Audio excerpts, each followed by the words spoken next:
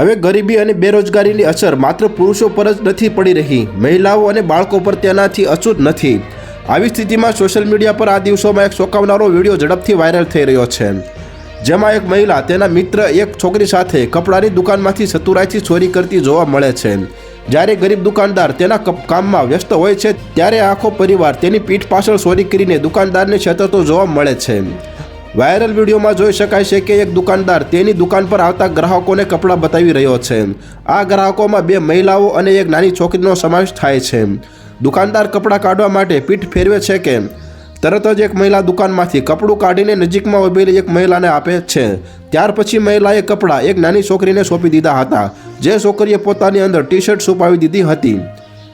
તો હાલ ત્યાર માટે આટલું જ મિત્રો, ફરી મળીએ નવી અપડેટ સાથે। તે પહેલાં વિડીયોને લાઇક કરી ન્યૂઝ ચેનલને સબસ્ક્રાઇબ કરો અને પાછળ આવેલું બેલ આઇકન પણ દબાવો, જેથી તમને નવી ખબરો મળતી રહે।